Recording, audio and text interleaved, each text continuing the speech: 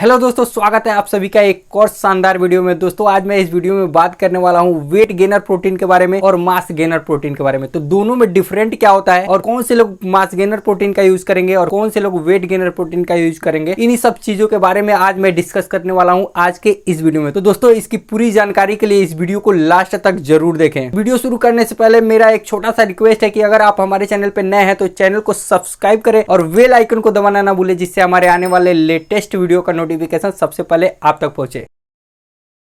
तो दोस्तों सबसे पहले हम बात करेंगे वेट गेनर प्रोटीन के बारे में। तो जैसा कि आप नाम से ही जान सकते हैं कि वेट गेनर यानी वजन को बढ़ाने वाला जो प्रोटीन वजन को बढ़ाता है उसे वेट गेनर कहते हैं। यानी अगर वो लोग अपने नॉर्मल डाइट से अपने कैलोरी को पूरा नहीं कर पा रहे हैं तो ऐसे लोग वेट गेनर प्रोटीन का यूज कर सकते हैं। तो जिन लोगों को अपना लीन मास गेन करना होता है यानी बाइसेप्स हो गया या सिक्स पैक हो गया, तो ऐसे लोगों को मास गेनर प्रोटीन की जरूरत पड़ती है। दोस्तों जिन लोगों का शरीर ठीक ठाक होता है ऐसे लोगों को हाई फाइबर और हाई प्रोटीन युक्त फूड का सेवन करना होता है। आइए जानते हैं कि वेट गेनर और मास गेनर प्रोटीन में क्या अंतर है। सबसे पहले हम बात कर रहे हैं वेट गेनर प्रोटीन के बारे में। तो वेट गेनर प्रोटीन जो होता है इसमें कार्बोहाइड्रेट और फैट्स की मात्रा बहुत ही ज्यादा होती है मास गेनर प्रोटीन की तुलना में। और दूसरा डिफरेंट है कि मास गेनर की तुलना में वेट गेनर में फाइबर और प्रोटीन की मात्रा बहुत ही कम पाई जाती है। और तीसरा जो डिफरेंट है इसमें हाई कार्बोहाइड्रेट और हाई फैट्स की वजह से हमारे शरीर में फैट की मात्रा बढ़ती है, जिससे हमारा वेट गेन होता है। और चौथा जो डिफरेंट है वो है कि वेट गेनर लेते समय हल्के फुल्के एक्सरसाइज या व्यायाम की जरूरत होती है। अब हम बात कर ले रहे हैं मास गेनर प्रोटीन के बारे में। तो मास गेनर प्रोटीन में कार्बोहाइड्रेट और फैट की मात्रा बहुत ही कम होती है वेट गेनर की तुलना में। और दूसरा जो डिफरेंट है मास गेनर में फाइबर और प्रोटीन की मात्रा ज्यादा होती है, जिससे हमारे शरीर का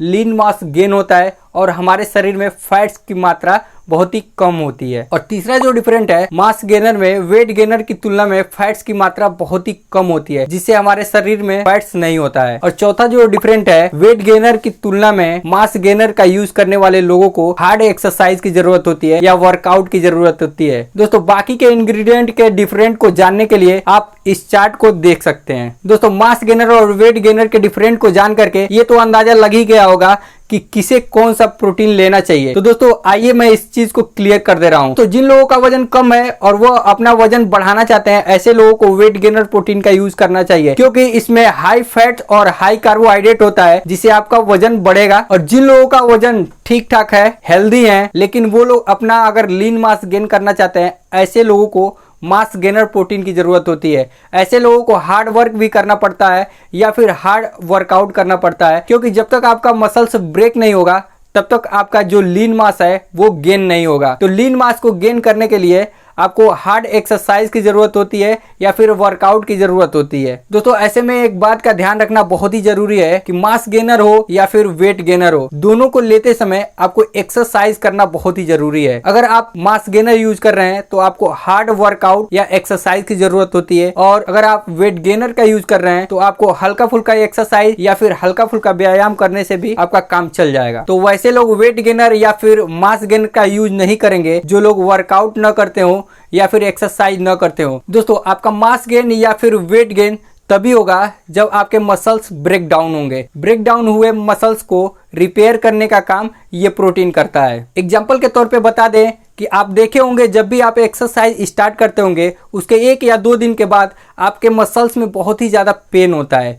तो वो जो पेन होता है ना वो मसल्स ब्रेक का ही पेन होता है। और इस चीज़ को 3-4 दिन या 5 दिन आप लगातार करते हैं वो मसल से धीरे धीरे रिपेयर हो जाता है। और जैसे ही आपका मसल्स रिपेयर होता है आपका मसल्स पेन जो होता है वो धीरे धीरे कम हो जाता है। दोस्तों मास गेनर प्रोटीन यूज करने वाले लोगों को एक और ध्यान देने वाली बात ये होती है कि वो लोग जो भी अपने वर्कआउट में वजन यूज करते हैं, चाहे वो डंबल हो या फिर कोई भी वजन हो, उसको धीरे धीरे इंक्रीज करें। तो जैसे एग्जाम्पल के तौर पर मान लीजिए कि आप 5 kg के डंबल से आप अपना एक्सरसाइज स्टार्ट कर रहे हैं और 10 दिनों तक किए, तो बीच में मसल्स ब्रेक होगा, रिपेयर होगा, फिर अपने डंबल का वजन 7 kg कर दीजिए, फिर आपका मसल्स ब्रेक होगा और धीरे धीरे फिर 10 से 15 दिनों में वो रिपेयर होगा। उसके बाद फिर अपना वजन कुछ इंक्रीज करिए जिससे आपका मसल्स ब्रेक होगा और फिर रिपेयर होगा। ऐसे कंटिन्यू करने से आपका जो भी लीन मास होगा वो बहुत ही बेहतर तरीके से गेन होगा। यह प्रक्रिया कंटिन्यू रखने से आपका जो मास गेन होगा वो बहुत ही बेहतर तरीके से होगा। तो दोस्तों अब हम बात कर ले रहे हैं कि किसे मास गेनर या वेट गेनर यूज नहीं करना है। तो उन लोगों को प्रोटीन का यूज नहीं करना है जो किडनी के पेशेंट है या फिर लीवर के पेशेंट है या फिर सांस से संबंधित कोई समस्या हो या फिर डायरिया जैसी दिक्कत हो। तो ऐसे लोगों को मास गेनर या फिर वेट गेनर प्रोटीन का यूज नहीं करना है। तो ये था वेट गेनर और मास गेनर प्रोटीन के बारे में। मुझे उम्मीद है कि आप लोग को वेट गेनर और मास गेनर प्रोटीन के बारे में सारी जानकारी मिल गई होगी। अगर कोई जानकारी छूट गई हो तो कमेंट बॉक्स में कमेंट करके पूछ सकते हैं। तो अगर ये वीडियो पसंद आया हो तो वीडियो को लाइक करें, शेयर करें और चैनल को सब्सक्राइब करके बेल आइकन को दबाना ना भूलें, जिससे हमारे आने वाले लेटेस्ट वीडियो का नोटिफिकेशन सबसे पहले आप तक पहुंचे। तो वीडियो में अंत तक बने रहने के लिए बहुत बहुत धन्यवाद।